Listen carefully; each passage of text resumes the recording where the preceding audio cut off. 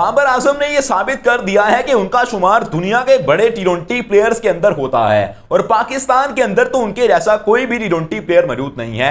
ये मैं नहीं कह रहा बल्कि बाबर आजम के रिकॉर्ड्स कह रहे हैं। ये कौन से रिकॉर्ड्स हैं जिनकी बेस पर मैं ये कह रहा हूं वो मैं आपके साथ डिस्कस करता हूं। सबसे पहले तो आप इस चीज को देखिए कि बाबर आजम को पिछले 3 साल के अंदर 3 दफा डायरेक्टली साइन किया गया है लीग के अंदर। पाकिस्तान का कोई भी और प्लेयर इस तरह से साइन नहीं हुआ है। प्री साइन किसी को भी नहीं किया रहा था। तमाम लोग जाकर ऑक्शन के अंदर सेल होते हैं, ड्राफ्टिंग के अंदर उनके नाम आते हैं, लेकिन बाबर आजम को 3 सालों के अंदर 3 दफा प्री साइन किया गया है। यानी कि अभी ऑक्शन नहीं हुआ होता, अभी कोई ड्राफ्टिंग नहीं हुई होती और बाबर आजम पहले से सोल्ड आउट का ठप्पा लगाकर बैठे होते हैं। इनको पहले से खरीद लिया गया होता है। हालांकि मोहम्मद आमिर पाकिस्तान के बड़े प्लेयर हैं क्योंकि आपको ज्यादातर लीग्स खेलते हुए नजर आते हैं। हारिस रऊफ भी आपको लीग के अंदर नजर आते हैं। उसामा मीर पाकिस्तान के स्पिनर्स हैं, वो भी लीग के अंदर नजर आते हैं और उनके साथ शहीन शाह अफरीदी ये भी आपको मल्टीपल लीग के अंदर खेलते हुए नजर आ चुके हैं। लेकिन सिर्फ और सिर्फ बाबर आजम ही ऐसे प्लेयर हैं जिनको प्री साइन किया गया है 3 मरतबा। अब इनको किन किन सालों के अंदर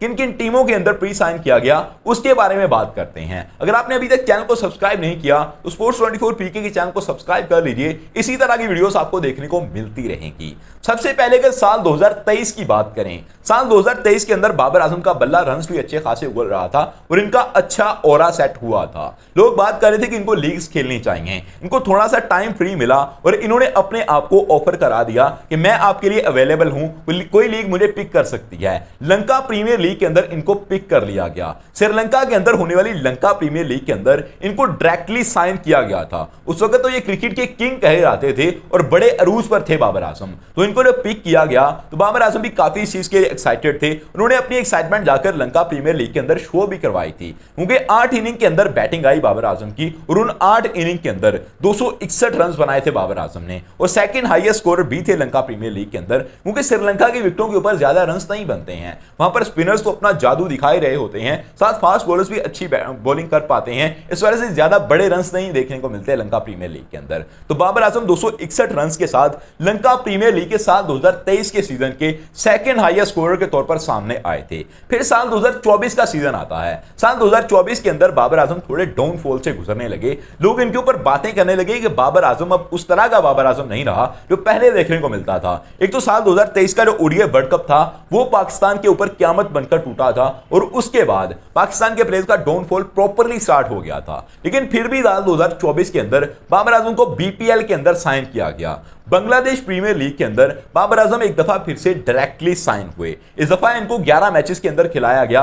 10 इनिंग के अंदर इनकी बैटिंग आई थी और 10 इनिंग के अंदर इन्होंने 368 रन बनाए थे जो कि अच्छे रन कंसीडर किए जाते हैं। ये उनके टॉप स्कोरर्स के अंदर तो नहीं थे लेकिन फिर भी बाबर आजम के बल्ले ने उस रन बनाए थे वो तगड़े रन थे। 10 मैचेस के अंदर आप कह लें कि इनकी बैटिंग आई और 368 रन बाबर आजम ने बना दिए अपने बल्ले से जो कि अच्छे रन माने जा रहे थे। अब उसके बाद साल 2025 का सीजन आया। बाबर आजम का डाउनफॉल इससे बड़ा हो नहीं सकता।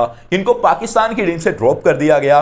पाकिस्तान सुपर लीग के अंदर इनके साथ जो हुआ वो भी आपने देख लिया। ये पेशावर ज़ल्मी की कप्तानी का जो सेहरा था वो बाबर आजम के सर पर था। तमाम लोग कह रहे थे कि बाबर आजम को अगर कम बैक करना है तो पाकिस्तान सुपर लीग के अंदर इनको परफॉर्म करना होगा। लेकिन पाकिस्तान सुपर लीग के साल 2025 वाले सीजन के अंदर बाबर आजम बुरी तरह से फ्लॉप गए। 10 मैचेस खेले, 288 रन बनाए। एक उनके अंदर बड़ी इनिंग जरूर शामिल थी लेकिन 25 के एवरेज के साथ ओवरऑल खेल रहे थे। 125 का स्ट्राइक रेट था। इनके स्ट्राइक रेट के ऊपर बहुत सारे सवालात उठे और बांग्लादेश वाली सीरीज जो कि इसके बाद होने वाली थी पाकिस्तान सुपर लीग के, उसके अंदर बाबर आजम को पिक किया जाना था। कुछ चांसेस इसके मौजूद थे। जब पाकिस्तान सुपर लीग के अंदर इनकी परफॉर्मेंस को देखा गया तो उस चीज को भी रद्द कर दिया गया। यानी कि बाबर आजम को जो पहले सीरीज हुई थी पाकिस्तान सुपर लीग से उससे भी ड्रॉप किया गया। फिर उसके बाद पीएसएल के अंदर बुरी परफॉर्मेंस को देखते हुए बांग्लादेश वाली सीरीज से भी ड्रॉप किया गया। इससे बड़ा डाउनफॉल किसी प्लेयर का हो ही नहीं सकता। लेकिन फिर भी बाबर आजम को 2025 की बीबीएल के अंदर डायरेक्टली साइन कर लिया गया है। ये किसी का औरा नहीं तो और क्या है। बाबर आजम दुनिया को बता रहा है कि उसके अंदर कितना बड़ा प्लेयर मौजूद है। डाउनफॉल हर किसी का चलता रहता है और मैं उनके फैंस से भी यही कहूंगा, उस लोग उनके पहले फैंस थे, उनके हेटर बन चुके हैं कि जो बुरे टाइम के अंदर खड़ा नहीं हो सकता, अच्छे टाइम के अंदर खड़े होने का उसको कोई भी हक नहीं है। अगर आप उसके बुरे टाइम के अंदर उसके साथ खड़े नहीं होंगे तो कल अगर उसका अच्छा टाइम आ जाता है तो आपको कोई भी हक हासिल नहीं है कि आप बाबर आजम की सपोर्ट करने के लिए फिर से पहुंच जाएं। आपने उस वक्त उसको दाद दी, वो बहुत रन बना रहा था, लेकिन अभी अगर रन रन्स नहीं बन रहे हैं तो आपको फिर भी उसको सपोर्ट करना चाहिए। और बीबीएल के अंदर जिस तरह से उसकी सिलेक्शन हुई है वो चीज काबिले दीद रही है। आपने इस चीज को नोटिस किया कि बाबर आजम को अनाउंस करते वक्त उन्होंने किस चीज का यूज किया। जब बाबर आजम अपने कैरियर की पीक पर थे, इन्होंने 58 बॉल पर सेंचुरी स्कोर की थी। उस सेंचुरी के ऊपर जो कमेंट्री की गई थी, बाबर आजम को रॉयल रॉयस बुलाया गया था पाकिस्तान की, और पाकिस्तान का किंग बुलाया गया था। उस कमेंट्री को सिडनी सिक्सर ने लगाया और इस तरह से अनाउंस किया कि बाबर आजम हमारी टीम के साथ आ चुके हैं। और 7.7 करोड़ के अंदर बाबर आजम को बीबीएल ने साइन कर लिया है। और उसके साथ ये भी चांसेस हैं कि बाबर आजम टीम की कप्तानी करते हुए नजर आएंगे। हालांकि इसी टीम के अंदर स्टीव स्मिथ जैसा बड़ा बैटर भी मौजूद है और 19 तारीख को बाकी प्लेयर्स का भी पता चल जाएगा कि कौन कौन से प्लेयर इनकी टीम के अंदर मौजूद हैं। लेकिन यह कहा जा रहा है कि 7.7 करोड़ के अंदर इस प्लेयर को खरीदा गया है, उसको कैप्टन बनाया जाएगा। और बाबर आजम पाकिस्तान सुपर लीग के अंदर भी कप्तानी करते हैं, पाकिस्तानी टीम की भी लंबे अरसे तक कप्तानी कर चुके हैं, इनके पास तगड़ा एक्सपीरियंस मौजूद है। हालांकि इनकी कप्तानी के ऊपर सवाल रहते हैं, लेकिन बीबीएल के अंदर इनको कप्तानी दी जाएगी। ये सिडनी सिक्सर के आपको कैप्टन के तौर पर नजर आ सकते हैं। और बड़ी बात होगी पाकिस्तान के लिए कि अगर स्टीव स्मिथ जैसा बैट्समैन भी बाबर आजम के अंडर खेल रहा होगा और बाकी भी बड़े प्लेयर जो कि ऑस्ट्रेलियन प्लेयर होंगे वो भी इनके अंडर खेल रहे होंगे, तो ये इनका ओरा ही है। उसके बाद अगर बात करें पाकिस्तानी टीम के अंदर वापसी के हवाले से, तो कुछ लोग कह रहे हैं कि इनकी पाकिस्तानी टीम के अंदर वापसी अब नहीं हो सकती, ये सिर्फ आपको लीग्स खेलते हुए ही नजर आएंगे। तो मैंने आपको पहले भी यह चीज कही थी कि पाकिस्तान ने पाकिस्तान सुपर लीग के बाद सिर्फ बांग्लादेश से एक सीरीज जीती है। बांग्लादेश एक तो छोटी टीम है, आपको पहले से पता है कि पाकिस्तान बांग्लादेश का मुकाबला हो तो पाकिस्तान की टीम हैवी रहती है। दूसरा यह कि बांग्लादेश का डाउनफॉल पाकिस्तान से भी बड़ा डाउनफॉल है। वो पाकिस्तान वाली सीरीज से पहले यूएई के अंदर गए हुए थे, यूएई से सीरीज हारकर पाकिस्तान के अंदर आए थे। और उसके साथ जो थर्ड चीज है कि उनके 4 मेन बॉलर अभी टीम के अंदर मौजूद नहीं थे।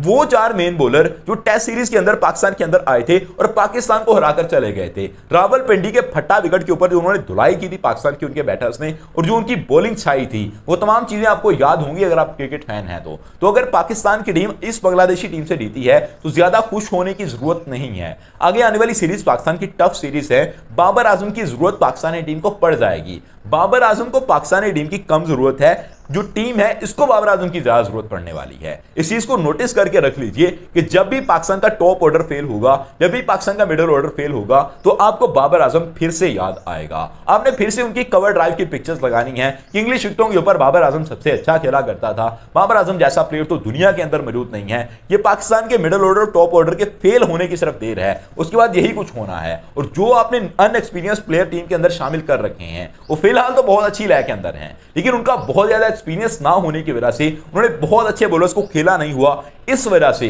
वो प्लेयर आपको डाउनफॉल का शिकार नजर आएंगे जब आपको अच्छे बॉलर्स के खिलाफ खेलना है। और बाबर आजम वहां पर चलता था जहां पर बाकी नहीं चल पाते थे, क्योंकि इनकी 45 की एवरेज इस चीज को शो करती है। ये बंदा अपना विकेट नहीं देता था, और अगर साथ वाले नहीं टिक रहे तो इसके अंदर बाबर आजम का क्या कसूर है? वो तो अपनी बैटिंग करके रहता था, अच्छी बैटिंग करता था। उम्मीद करते हैं कि बाबर आजम दोबारा से टीम के अंदर वापस आएंगे और अच्छी तरह से खेलते हुए नजर आएंगे। Subscribe channel for more videos. Thank you, all of you to be with us.